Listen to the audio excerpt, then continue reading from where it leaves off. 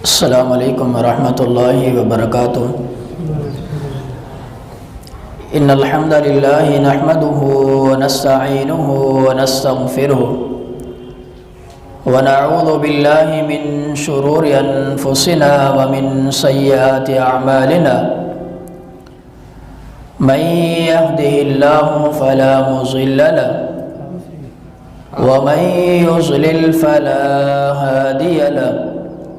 व अशहदु अल्ला इलाहा इल्लल्लाह वहदहु ला शरीका लहु व अशहदु अन्ना मुहम्मदन अब्दुहु व रसूलुहु अरसलहु बिल हक़्क़ि बशीरन व नज़ीरा व दाइयन इलल्लाहि बिइज़्निहि व सिराजन मुनीरा।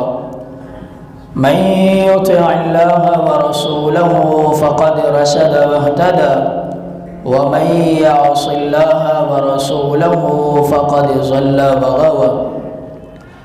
अम्मा बअद फ़इन्न खैरल हदीस किताबुल्लाह व खैरल हदी हदी मुहम्मदिन सल्लल्लाहु अलैहि वसल्लम व शर्रल उमूरि मुहदसातुहा फ़इन्न कुल्ल मुहदसतिन बिदअह व कुल्ल बिदअतिन ज़लालह व कुल्ल ज़लालतिन फिन्नार। अल्लाहुम्मा सल्लि अला मुहम्मदिन व अला आलि मुहम्मद कमा सल्लैता अला इब्राहीम व अला आलि इब्राहीम इन्नका हमीदुम मजीद। अल्लाहुम्मा बारिक अला मुहम्मदिन व अला आलि मुहम्मद कमा बारकता अला इब्राहीम व अला आलि इब्राहीम इन्नका हमीदुम मजीद। अल्लाहुम्मा रब्बि इश्रह ली सदरी व यस्सिर ली अमरी वहलुल उक़दतम मिन लिसानी यफ़क़हू क़ौली। रब्बि ज़िदनी इल्मा रब्बि ज़िदनी इल्मन व फ़हमा। सुब्हानक ला इल्म लना इल्ला मा अल्लमतना इन्नका अंतल अलीमुल हकीम। अऊज़ु बिल्लाहि मिनश शैतानिर रजीम। बिस्मिल्लाहिर रहमानिर रहीम। या अय्युहन्नासु इत्तक़ू रब्बकुमुल्लज़ी खलक़कुम मिन नफ्सिन वाहिदा व खलक़ मिन्हा ज़ौजहा व बस्स मिन्हुमा रिजालन कसीरन व निसाअ वत्तक़ुल्लाह अल्लज़ी तसाअलून बिही वल अर्हाम इन्नल्लाह कान अलैकुम रक़ीबा। या अय्युहल्लज़ीना आमनु इत्तक़ुल्लाह हक़्क़ तुक़ातिह व ला तमूतुन्न इल्ला व अंतुम मुस्लिमून। व क़ाल अल्लाहु तआला फ़ी मक़ामिन आख़र वमा क़दरुल्लाह हक़्क़ क़द्रिही वल अर्ज़ु जमीअन क़ब्ज़तुहु यौमल क़ियामह वस्समावातु मत्विय्यातुन बियमीनिही। अल्लाह सुब्हानहु व तआला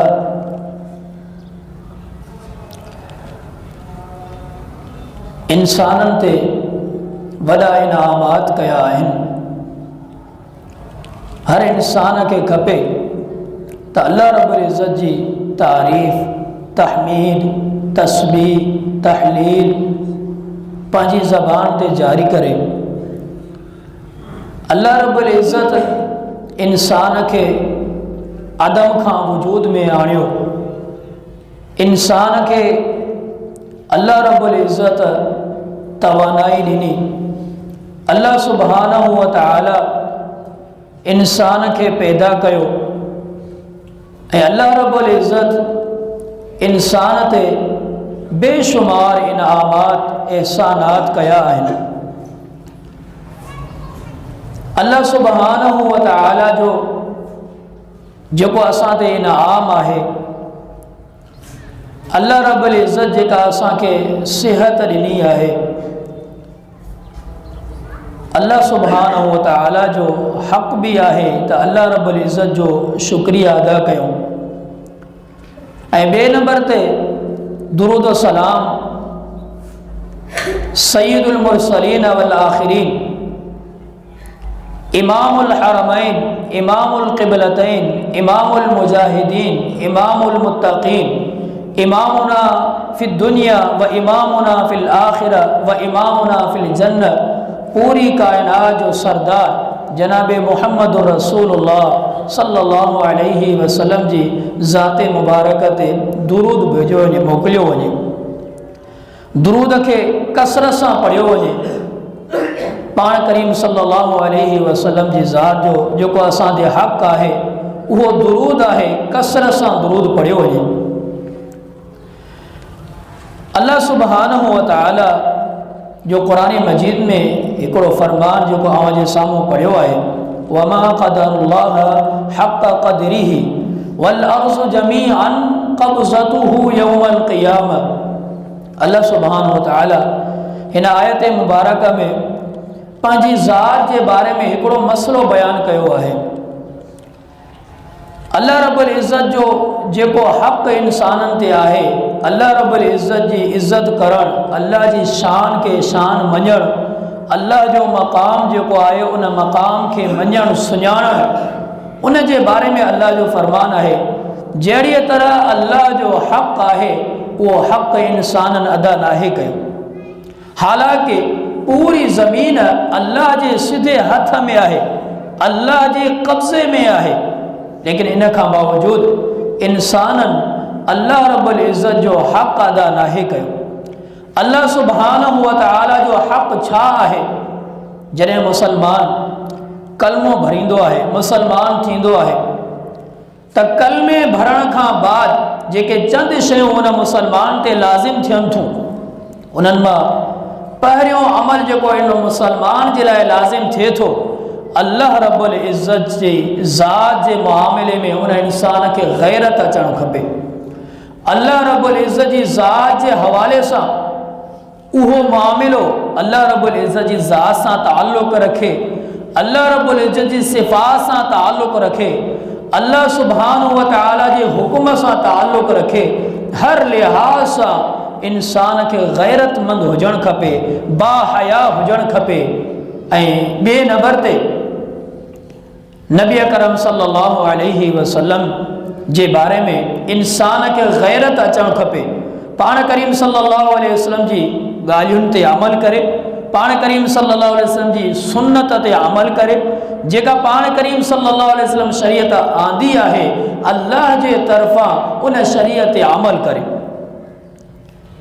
ऐं टे नंबर ते अहलो अयाल, घर वारा, घर जे लिहाज़ सां उनखे गैरत अचणु खपे। घर में पर्दो आहे, पर्दो नाहे, उन हवाले सां इंसान खे गैरत अचणु खपे त ही मुंहिंजी गैरत आहे, ही मुंहिंजी इज़्ज़त आहे, ही मुंहिंजो नफ़्स जो सुवाल आहे। उन इंसान खे गैरत अचणु खपे। दीन इस्लाम हिकु गैरत जो नालो आहे। जेको शख़्स इस्लाम क़बूल करे थो त उन इंसान खे जेकॾहिं गैरत न हूंदी तो वो इंसान मुसलमान नथो थी सके। दीन इस्लाम को अहिड़ो अमल, का अहिड़ी शइ जेका इंसान खे गैरत ख़त्म करे, इंसान खे दयूस बणाए, अल्लाह रब्बुल इज़्ज़त उनखे हराम करार ॾिनो आहे।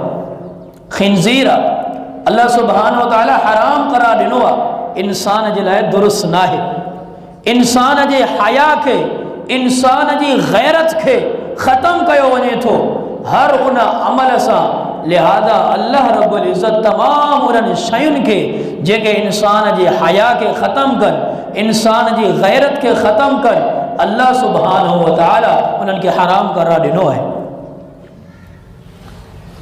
जेके इंसान जे अंदरि जानवरनि जूं सिफ़तूं अचनि, इंसान जे अंदरि अहिड़नि माण्हुनि जूं सिफ़तूं अचनि जेके गैर मुस्लिम जूं आहिनि, अल्लाह सुब्हानहु व तआला तमामु उहे अमल हराम करार ॾिना आहिनि।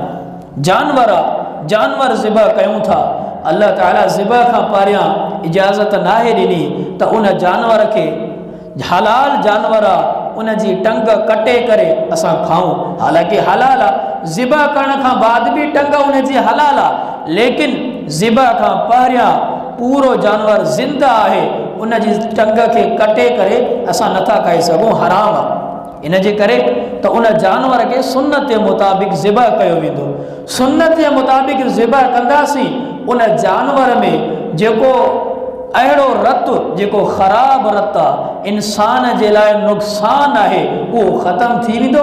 उन खां बाद उहो इंसान गोश्त खाए उनखे नुक़सान न थींदो। हीअ अल्लाह रब्बुल इज़्ज़त उसूल अल्लाह सुब्हानहु व तआला ज़ाब्तो क़ाइमु कयो आहे त इंसान खे इंसान बणायो वञे, इंसान खे पंहिंजी ज़ात जी सुञाणप हुजे त मां इंसान आहियां जंहिंखे अल्लाह ताला सभ खां अहसन अंदाज़ सां पैदा कयो आहे। लक़द ख़लक़नल इंसान फ़ी अहसनि तक़वीम।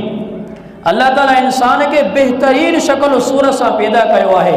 जेकॾहिं इहो ई इंसान जानवरनि वारा पंहिंजा अफ़आल कंदो, जानवरनि वारनि पंहिंजी शक्ल सूरत कंदो ऐं पंहिंजो पाण खे मुसलमान करण सां गॾोगॾु ग़ैर मुस्लिम जी रसूमात सां शामिल कंदो त उहो इंसान उन इंसान जे अंदरि हया न रहंदो।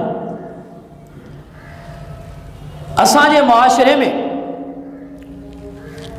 पूरो यूरोप मीडिया मग़रिबी तहज़ीब असांजे नौजवान नस्ल खे, असां मुसलमाननि खे ईमान जे लिहाज़ सां हर मौक़े ते आज़माइनि था। हर मौक़े ते असांखे ईमान जे लिहाज़ सां अहिड़ो तरीक़ो अख़्तियार कयो वञे थो जंहिंमें असां पंहिंजे ईमान खे बचाइण जे लाइ अल्लाह रब्बुल इज़्ज़त खां दुआऊं कयूं था त अल्लाह ताला असांखे हिन फितननि खां बचाए। कॾहिं असां गौर कयो आहे, यूरोपी मीडिया आहे, पूरी दुनिया में जेके भी काफ़िर आहिनि सभु मिली विया आहिनि छा लाइ? मुसलमाननि खे नुक़सान ॾियण जे लाइ। यहूदी आहे ईसाई सां मिलियल आहे, ईसाई आहे यहूदी सां मिलियल आहे, हिंदू आहे ईसाई सां मिलियल आहे, लेकिन मुसलमान सां मिलियल न आहे। मुसलमाननि खे अलॻि करे मुसलमाननि खे कमज़ोर कयो वञे थो ऐं मुसलमाननि जे ईमान ते हमिलो कयो वञे थो। उहे कहिड़ा अमल आहिनि? कॾहिं असां गौर कयो आहे जेको अल्लाह रब्बुल इज़्ज़त जो असां अदब नथा कयूं, अल्लाह जो असां क़दर नथा कयूं, अल्लाह रब्बुल इज़्ज़त जी जेका शान आहे, मक़ाम आहे, मनक़बत आहे, जेको रुतबो आहे, असां अल्लाह रब्बुल इज़्ज़त खे उहो शान मक़ाम रुतबो ॾिनो आहे? या अल्लाह सुब्हानहु व तआला सां असां धोखो था कयूं, असां ग़लति था कयूं?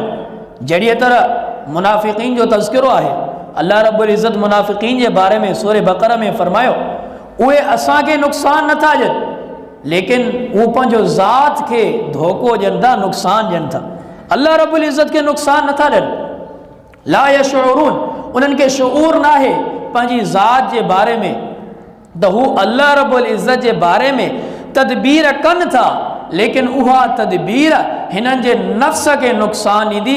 अल्लाह ताला जी शान बुलंद आहे, बुलंद रहंदी, अल्लाह जी शान खे केरु घटि कोन थो करे सघे। मोमिन आहिनि, मुसलमान आहिनि, उन्हनि जी शान जेका आहे, मक़ाम जेको आहे, अल्लाह उन्हनि खे शान मक़ाम ॾिनो आहे। पूरी ज़िंदगी इंसान पंहिंजो पाण खे मशहूर करण जे लाइ अमल करे, लेकिन इस्लाम जे लाइ जेकॾहिं कोई हिकिड़ो अमल करे त इंसान पूरी ज़िंदगी पंहिंजो पाण खे मशहूर करण जे लाइ अमल कयो हुजे, इस्लाम जे लाइ बस औक़ात हिकिड़ो अमल पूरी दुनिया में मशहूर कराए छॾे थो। ॿ ॾींहं पहिरियां जो वाक़ियो आहे इंडिया जो। हिकु मुसलमान औरत आहे जंहिं मुसलमान औरत खे हिंदू हिजाब जे लिहाज़ सां उनखे मज़ाक़ कनि था, उनखे तंगी कनि था। उहा औरत बहादुरी सां अल्लाहु अकबर जा नारा बुलंद करे थी। काॾे वयूं उहे औरतूं जेके पंहिंजी ज़िंदगी सर्फ़ करे पंहिंजो पाण खे मशहूर करण जे लाइ, पंहिंजो पाण खे बेहूदा अमलनि सां मुलविस करे मशहूर कनि थियूं? इहा उहा ख़ातून आहे जंहिं हिजाब जे लाइ अल्लाहु अकबर चयो। हिन वक़्तु पूरी दुनिया में 3 ॾींहंनि जे अंदरि हुनजी मशहूरीअ थी वई आहे। अल्लाह रब्बुल इज़्ज़त इस्लाम जे करे इंसान खे बुलंदी ॾिए थो। जेको इस्लाम ते नथो हले, अल्लाह सुब्हानहु व तआला उनखे कंहिं मौक़े ते ज़लील ऐं रुसवा ज़रूरु कंदो आहे। अल्लाह सुब्हानहु व तआला जी नाराज़गी जा कहिड़ा अमल आहिनि, असां उन्हनि अमलनि खे गौर ऐं फ़िक्र कयूं।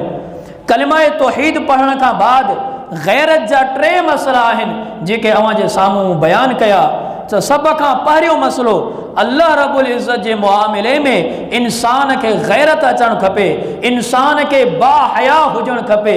अॼु उन जे बारे में कुझु गुफ़्तगू करणी आहे। अल्लाह सुब्हानहु व तआला खां दुआ आहे अल्लाह ताला हक़ सच बयान करण जी तौफ़ीक़ अता फ़रमाए ऐं असां सभिनी खे उन ते अमल करण जी तौफ़ीक़ अता फ़रमाए।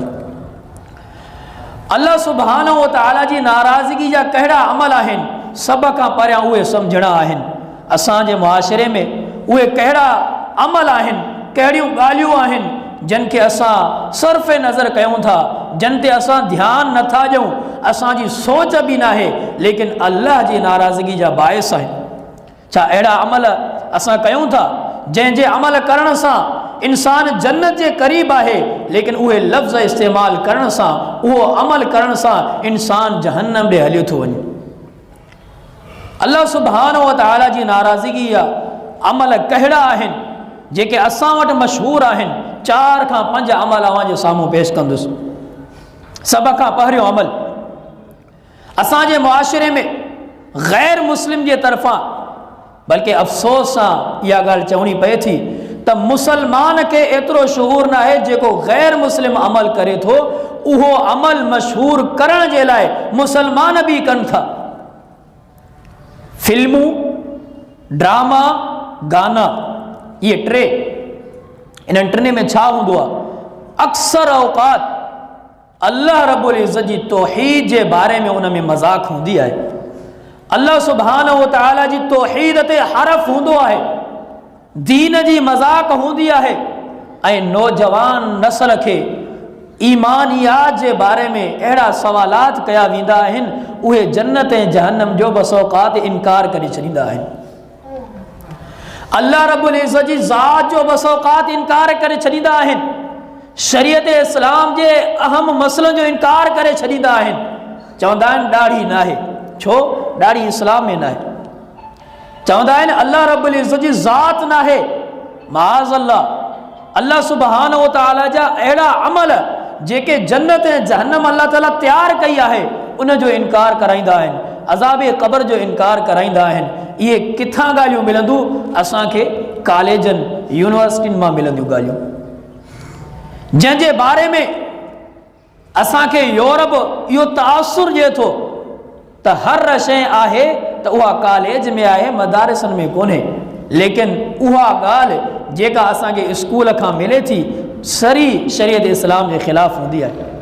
अल्लाह जी तौहीन ऐं मुसलमाननि जे ईमान सां मज़ाक ऐं जेका नई नस्ल आहे उहा अचण ताईं उन्हनि जे ईमान में अहिड़ा सवालात थी वेंदा आहिनि, उहे ईमानियात बचाइण उन्हनि जे लाइ मुश्किल थी वेंदी आहे।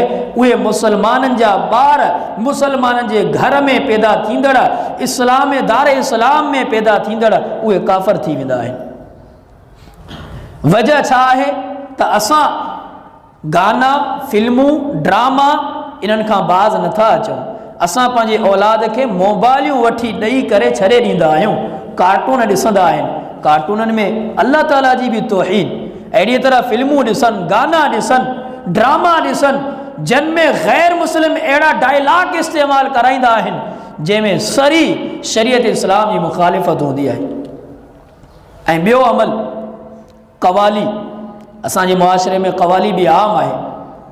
कवाली में अहिड़ा लफ़्ज़ इस्तेमालु थींदा आहिनि जेके कुफरिया शिरकिया लफ़्ज़ आहिनि।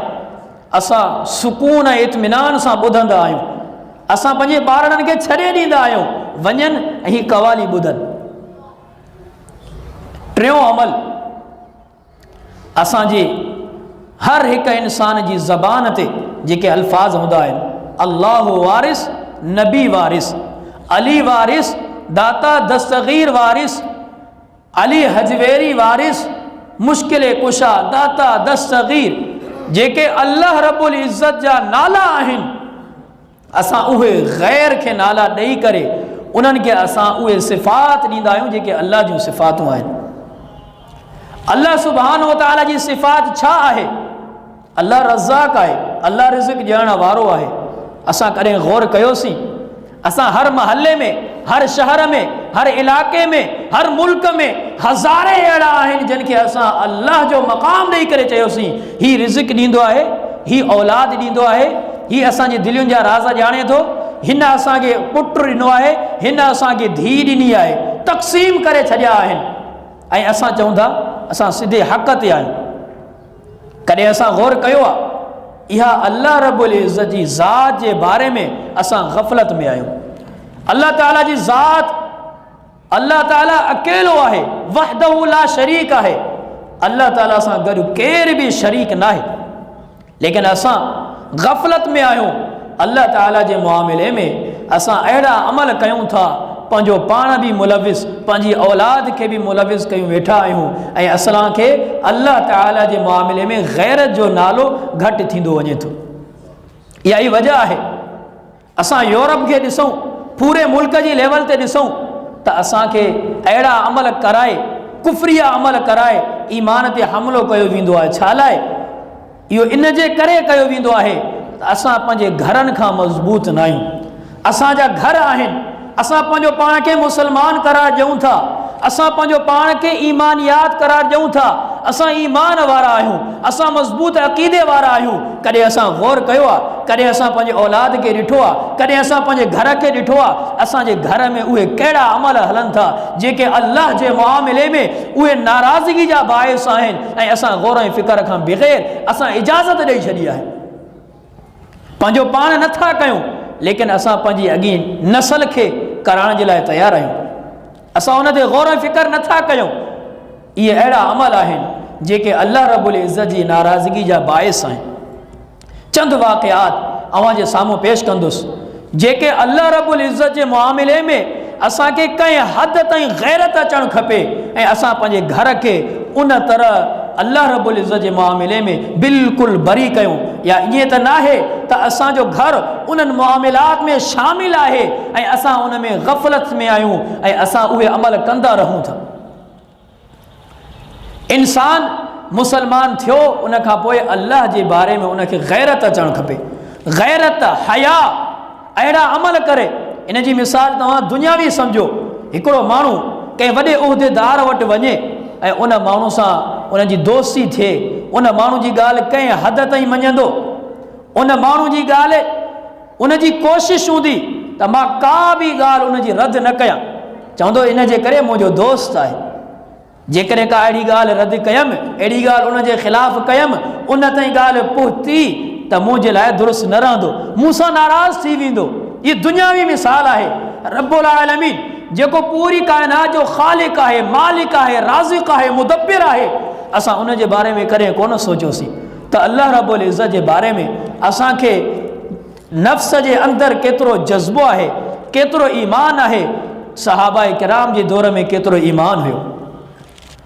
नबी करम सल्लल्लाहु अलैहि वसल्लम जो फरमान आहे, सही बुखारी मुस्लिम जी रिवायत आहे, मा खुय्यिर रसूलुल्लाह सल्लल्लाहु अलैहि वसल्लम बैन अमरैन क़त्तु। आयशा रज़ियल्लाहु अन्हा रावी हदीसा फरमाए थी, पाण करीम सल्लल्लाहु अलैहि वसल्लम के जॾहिं बि ॿिनि कमनि जो अख़्तियार ॾिनो वेंदो हुयो त पाण करीम सल्लल्लाहु अलैहि वसल्लम उन्हनि ॿिन्हिनि कमनि मां इल्ला अख़ज़ ऐसरुहुमा मा लम यकुन इस्मन, उन्हनि ॿिन्हिनि कमनि मां हिकु अहिड़े कम खे अख़्तियार कंदा हुआ जेको आसान हूंदो हो ॿिन्हिनि मां, ऐं जेकॾहिं उन में गुनाह हूंदो हो, गुनाह ते मबनी हूंदो हो, फ़इन कान इस्मन कान अबअद अन्नास मिन्हु, पोइ पाण करीम सल्लल्लाहु अलैहि वसल्लम उन अमल खां एतिरो परे थी वेंदा, तमामु माण्हुनि खां वधीक परे ऐं वधीक नफ़रत करण वारा थी वेंदा हुआ।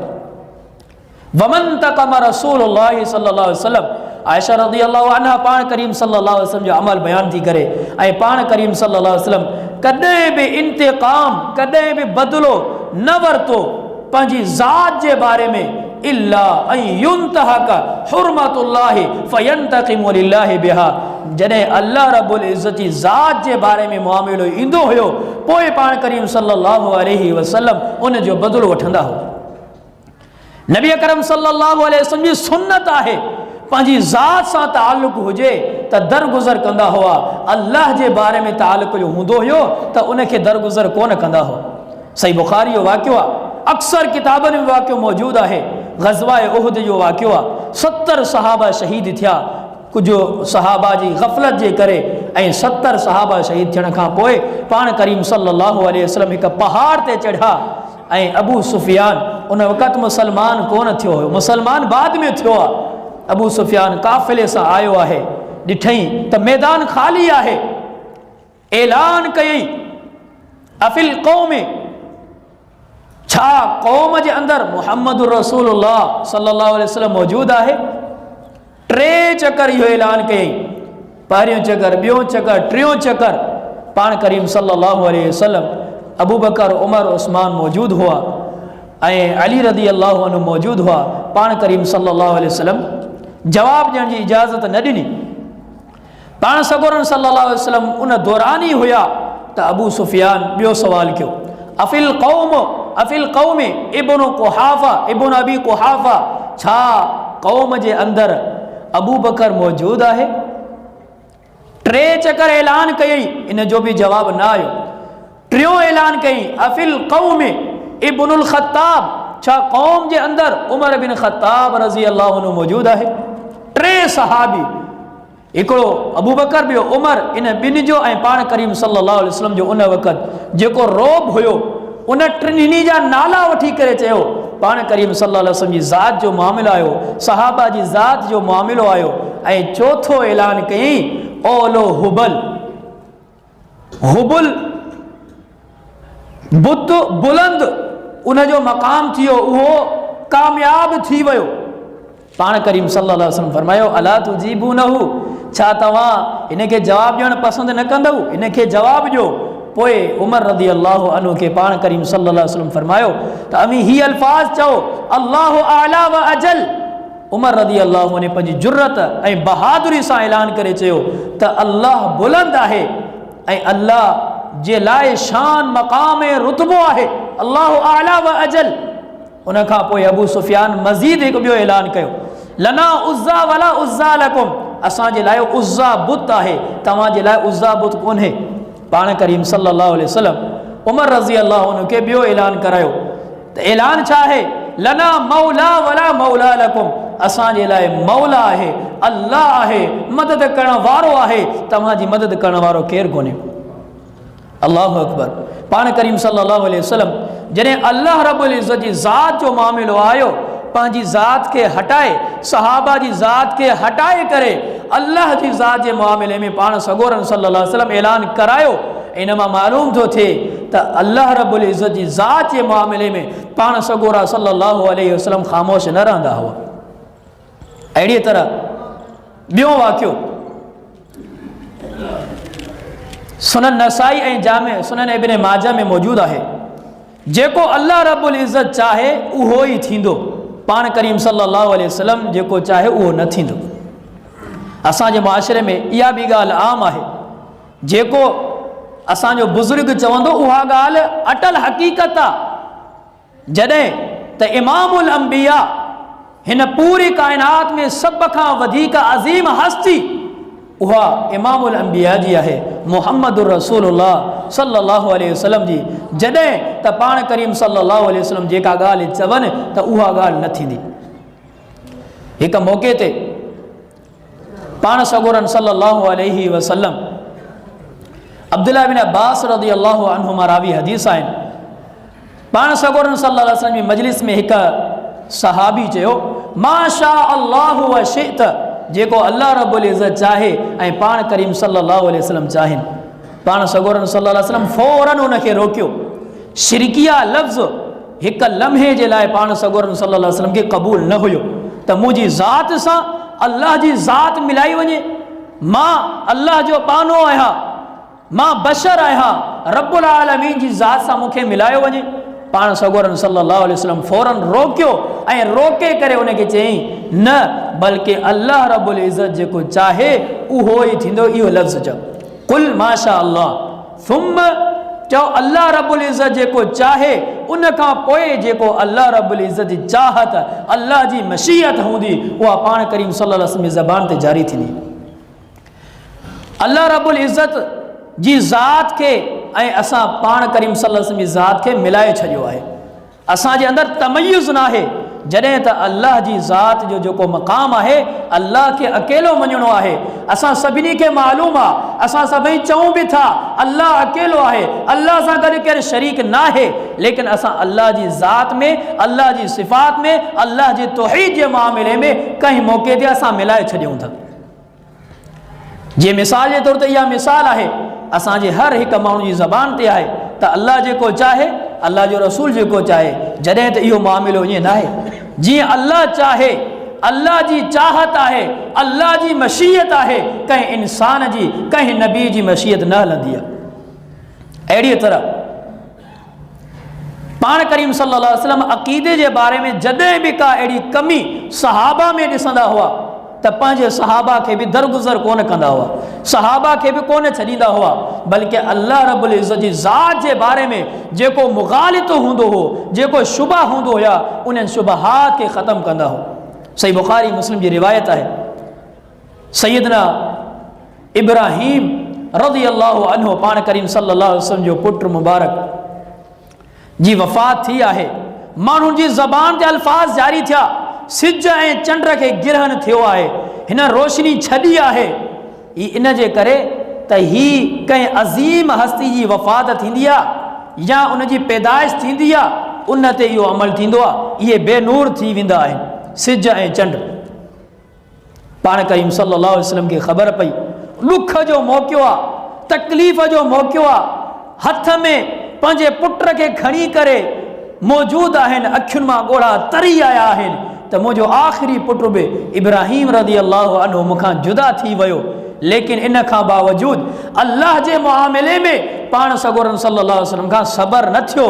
इहो न ॾिठाऊं त कहिड़ो मौक़ो आहे अॼु खां पोइ सुभाणे इन जी निशानदेही कंदुसि, बल्कि उन मौक़े ते पाण सगोरन सल्लल्लाहु अलैहि वसल्लम फरमायो इन शम्स वल कमर आयतान मिन आयातिल्लाह, बेशक सिज ऐं चंड अल्लाह जी निशानियुनि मां हिकु निशानियूं आहिनि, ॿ निशानियूं आहिनि। ला यनकसिफान लिमौत अहदिन वला लिहयातिही, ही कंहिंजे फौत थियण ते ऐं कंहिंजी ज़िंदगी ते हिननि खे रोशनी ख़त्म नाहे कई वेंदी, हिननि खे गिरहन नाहे लॻंदो, बल्कि ही अल्लाह रब्बुल इज़्ज़त जी निशानियूं आहिनि। अल्लाह जॾहिं चाहे हिननि खे गिरह कंदो आहे, अल्लाह जॾहिं चाहे हिननि खे बेनूर कंदो आहे।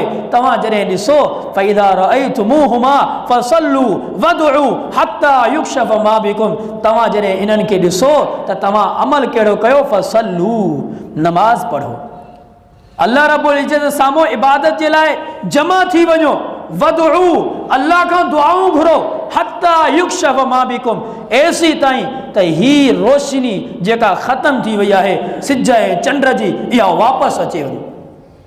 असां वटि छा आहे इन मामले में, अॼु बि असां ॾिसूं था ग़फ़लत जो शिकार आहियूं। कॾहिं असां घर जो मामलात में ख़वातीन खे ॾिसूं अजीब ऐं ग़रीब रुसूमात सिज ऐं चंड जे बारे में शामिल करे छॾियूं अथनि, ऐं कॾहिं असां माण्हुनि खे ॾिसूं त जॾहिं इहो वाक़ियो पेश थींदो आहे फोटू कढंदा आहिनि, इहो वाक़ियो पेश थींदो आहे खिलंदा आहिनि, इहो वाक़ियो पेश थींदो आहे पंहिंजो पाण खे अल्लाह सां ताल्लुक़ न आहिनि जोड़ाईंदा, बल्कि इन ते मज़ाक़ूं ठाहींदा आहिनि। जॾहिं त इहो अल्लाह जे तरफ़ां हिकु तंबी हूंदी आहे, अल्लाह जे तरफ़ां हिकु ऐलान हूंदो आहे त तव्हां अल्लाह खां डिॼो, ही केॾी वॾी मख़लूक़ आहे, तव्हां अल्लाह जे साम्हूं नंढी मख़लूक़ आहियो, ही केॾी वॾी मख़लूक़ आहे, पूरी दुनिया ते रोशनी आहे।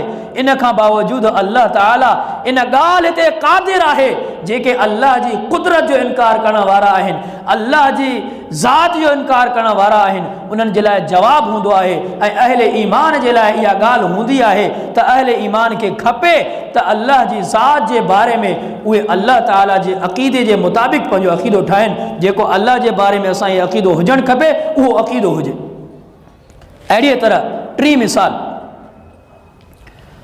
ग़ैब जो इल्मु अल्लाह रब्बुल इज़्ज़त खे आहे, अल्लाह खां अलावा कंहिं माण्हू खे नाहे।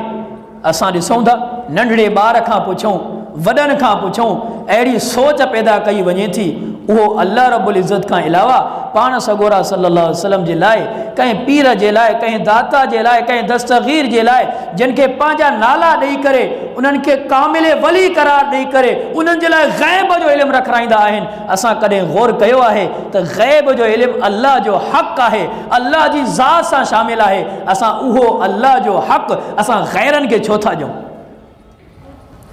नबी करम सल्लल्लाहु अलैहि वसल्लम सही बुखारी रिवायत है, एक नंढड़ी ॿारड़ी हुई, उन पाण सगोरन सल्लल्लाहु अलैहि वसल्लम जे मौक़े ते कुझु लफ़्ज़ चया, असांजे अंदरि वफ़ीना याअलमु मा फ़ी ग़दिन, असांजे अंदरि हिकु नबी अहिड़ो आहे जेको सुभाणे जी ॻाल्हि बि ॼाणे थो। पाण सगोरन सल्लल्लाहु अलैहि वसल्लम उनखे फ़ौरन रोकियो, चई न बल्कि याअलमु मा फ़ी ग़दिन इल्लल्लाह, जेको सुभाणे थींदो उहो अल्लाह रब्बुल इज़्ज़त ॼाणे थो, उन खां अलावा कंहिंखे इल्मु न आहे। असां अॼु ॾिसूं हिकु हिकु गलीअ में को काहिन, को अर्राफ़, को जादूगर, को पंहिंजो पाण खे मुर्शिद चवराइण वारो, पंहिंजो पाण जो अहिड़ो हुलियो करे ऐं पंहिंजो पाण खे चए मां सुभाणे जा हालात तव्हांखे ॿुधाईंदुसि, हथनि जी लकीरुनि खे ॾिसी तव्हांखे ॿुधाईंदुसि। जॾहिं त इहो नज़रियो अल्लाह रब्बुल इज़्ज़त जे बारे में हुजणु खपे त ग़ैब जो इल्मु अल्लाह खे आहे, अल्लाह खां अलावा कंहिंखे कोन्हे। अहिड़ीअ तरह हिकु ॿियो मसइलो,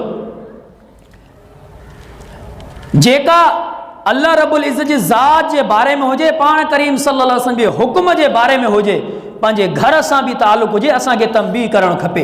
हिकिड़ो वाक़ियो काब बिन मालिक रज़ी अल्लाहु अन्हु जो, सहाबी आहे, उहो सहाबी आहे जंहिं हर हिकु ग़ज़वे में शिरकत कई, लेकिन हिकु ग़ज़वे में शिरकत न कई। ग़ज़वा तबूक में पाण करीम सल्लल्लाहु अलैहि वसल्लम जे साम्हूं अचे करे पंहिंजी सदाक़त वाज़े कई त मूंखां ग़फ़लत थी आहे, सुस्ती थी आहे, बाक़ी को उज़र न आहे। पाण सगोरन सल्लल्लाहु अलैहि वसल्लम फरमायो अम्मा हादा फ़क़द सदक़ फ़क़ुम, जॾहिं जेका ॻाल्हि काब बिन मालिक रज़ी अल्लाहु अन्हु जी आहे त उहो सचो आहे पंहिंजी ॻाल्हि में, हिन वक़्तु उथी वञो हत्ता यक़ज़ी अल्लाह, एसी ताईं जेसीं ताईं अल्लाह तुंहिंजे बारे में फ़ैसिलो करे। पाण करीम सल्लल्लाहु अलैहि वसल्लम जी हिकु ॻाल्हि छा हुई, ऐलान हो जंगे तबूक जे लाइ निकिरो, सहाबी खां ग़फ़लत थी।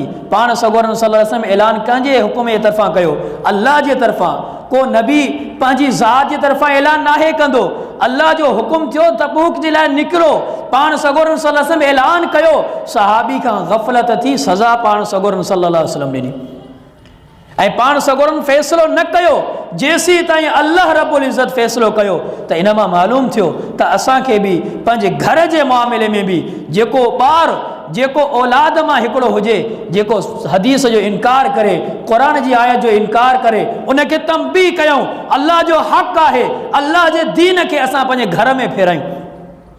अहिड़ीअ तरह पंहिंजी ज़ात जे मामले सां हिकिड़ो ॿियो वाक़ियो, हिकु ख़ातून चोरी कई, नबी करम सल्लल्लाहु अलैहि वसल्लम वटि उनजी सिफारिश कई वई त हीअ ख़ातून आला ख़ानदान जी आहे, आला नसब जी आहे, हिन ख़ातून जी चोरी जे करे हिनखे सज़ा न ॾियो। पाण सगोरन सल्लल्लाहु अलैहि वसल्लम तारीख़ी लफ़्ज़ चया, फरमायूं लौ अन फ़ातिमत बिन्त मुहम्मदिन, जेकॾहिं फ़ातिमा बिन्त मुहम्मद बि हुजे हा, मुंहिंजी धीउ हुजे हा, तॾहिं बि उहा चोरी करे हा, सरिक़त लक़तअतु यदहा, उहा चोरी करे हा, मां उन जा बि हथ कटिया हा। अल्लाहु अकबर, मां उन जो बि हथ कटिया हा। दीन इस्लाम में इंसान खे खपे सभ खां पहिरियां पंहिंजे घर खां आगाज़ करे ऐं घर खे तौहीद जो किलो ठाहे। ऐं हिकिड़ो ॿियो वाक़ियो, सैयदना मुआज़ बिन जबल अबू मूसा अल अशरी रज़ी अल्लाहु अन्हुमा, ॿिन्हिनि सहाबिन खे पाण सगोरन सल्लल्लाहु अलैहि वसल्लम यमन ॾे रवानो कयो। यमन ॾे जॾहिं उन्हनि खे सफ़र जे लाइ आगाज़ करिणो हुयो, पाण सगोरन सल्लल्लाहु अलैहि वसल्लम उन्हनि खे काफ़ी नसीहतूं कयूं त तव्हां दावत हिन अंदाज़ सां ॾियो, तव्हां दावत में ही उसलूब अख़्तियार कयो, तव्हां पंहिंजे अंदरि ही सिफ़ात पैदा कयो। तमामु नसीहतुनि खां बाद ही रवाना थिया ॿई सहाबी। यमन में ॿ हिसा हुआ, हिकु हिसे ते अबू मूसा अशरी ऐं ॿिए हिसे ते मुआज़ बिन जबल रज़ी अल्लाहु अन्हु। मुआज़ बिन जबल रज़ी अल्लाहु अन्हु अबू मूसा अशरी रज़ी अल्लाहु अन्हु वटि कॾहिं कॾहिं मुलाक़ात जे लाइ ईंदा हुआ। जॾहिं मुलाक़ात जे लाइ हिकु मरतबा आया, अबू मूसा अशरी रज़ी अल्लाहु अन्हु वटि हिकु शख़्स खे ॾिठुनि, जंहिं शख़्स जी अजीब ऐं ग़रीब कैफ़ियत हुई, माण्हू उनखे रोकियूं वेठा हुआ। मुआज़ बिन जबल रज़ी अल्लाहु अन्हु सवारी ते सवारी हुआ। सवाल कयनि हिन शख़्स जो छा मामिलो आहे? अबू मूसा अशरी रज़ी अल्लाहु अन्हु चयो, हिन शख़्स इस्लाम क़बूल कयो आहे, इन खां पोइ मुर्तद थी वियो आहे। मुआज़ बिन जबल रज़ी अल्लाहु अन्हु जी गैरत ऐं उन जी हिम्मत खे सलाम। उन फरमायो ला अनज़िलु हत्ता युक़्तल, अल्लाह जी ज़ात जो कसम आऊं सवारी खां बि न लहंदुसि जेसीं ताईं हिन खे क़त्ल न कयो वञे। हिन अल्लाह जे बारे में, अल्लाह जी ज़ात जे बारे में हिन मज़ाक कई हुई, इस्लाम क़बूल कई, इन खां बाद मुर्तद थी वियो। इन खे इहो मालूम न आहे रब्बुल आलमीन जो छा हक़ आहे। अल्लाहु अकबर। अबू मूसा अशरी रज़ी अल्लाहु अन्हु इसरार कयो त अवी हेठि लही अचो सवारी खां, हिन खे क़त्ल ई करिणो आहे। लेकिन मुआज़ बिन जबल रज़ी अल्लाहु अन्हु इन खां बावजूद सवारी खां न लथा जेसीं ताईं उन खे क़त्ल कयो वियो, उन खां बाद सवारी खां लथा। त असां सोचूं, असां गौर ऐं फ़िक्र कयूं अल्लाह जी ज़ात जे बारे में। छा असां अल्लाह रब्बुल इज़्ज़त जी ज़ात जो जेको हक़ आहे, अल्लाह जी जेका शान आहे, उन जे मुताबिक़ असां पंहिंजो नज़रियो ठाहियो आहे? असां पंहिंजे औलाद जो नज़रियो ठाहियो आहे? असां पंहिंजे पड़ोसियुनि जो नज़रियो ठाहियो आहे? असां ॾिठो थो वञे असांजे अंदरि कमी आहे, इन कमी जे करे असांखे गैर मुस्लिम आज़माए थो। गैर मुस्लिम खे ख़बर आहे त हीअ पंहिंजे घर खे कोन आबाद करे सघा, हिननि पंहिंजे घर खे कोन मुनज़िम कयो, हिन जा ॿार असां खसे छॾियासीं, हिन जा पड़ोसी असां खसे छॾियासीं। हिननि जी पंहिंजी ज़ात जे बारे में, हिननि खे ईमान बचाइण जे बारे में परेशानी आहे त असां हिननि जी ईमान खे बि ख़तमु करण जे लाइ अमल कयूं था। इन जे करे गैर मुस्लिम पंहिंजा तमामु वसाइल इस्तेमालु करे पियो। त असांखे बि खपे त असां अल्लाह रब्बुल इज़्ज़त जे बारे में जेको असांजो नज़रियो हुजणु खपे, जेको अल्लाह जी शान आहे, अल्लाह जो मक़ाम आहे, अल्लाह जो रुतबो आहे, अल्लाह अकेलो आहे। चाहे अल्लाह जो ताल्लुक़ ज़ात सां हुजे, सिफ़ात सां हुजे, हर लिहाज़ सां ज़ात जे मामले में बि, सिफ़ात जे मामले में बि असांजे अंदरि गैरत हुजणु खपे, असांजे अंदरि हिम्मत हुजणु खपे। असां पंहिंजी औलाद खे तरबियत ॾियूं, असां पंहिंजे दोस्तनि खे तरबियत ॾियूं त अल्लाह रब्बुल इज़्ज़त जे मामले में असांखे गफ़लत नाहे करणी। अल्लाह असांखे मुसलमान करार ॾिनो आहे, असां मुसलमान थिया आहियूं, अल्लाह ईमान सां नवाज़ियो आहे, त पोइ अल्लाह जी ज़ात जो इहो हक़ आहे त जेके अल्लाह जे बारे में असांखे नज़रियात हुजणु खपनि, असां उहे नज़रियात अख़्तियार कयूं। उहे अल्लाह जा नज़रिया, अल्लाह जा लक़ब, अल्लाह जा नाला असां गैरनि खे न ॾियूं। अल्लाह रब्बुल इज़्ज़त खां दुआ आहे त अल्लाह सुब्हानहु व तआला असां सभिनी खे सही माना में क़ुरान हदीस सम्झण, इन खां पोइ उन ते अमल करण जी तौफ़ीक़ अता फ़रमाए। व आख़िरु दावाना अनिल हम्दुलिल्लाहि रब्बिल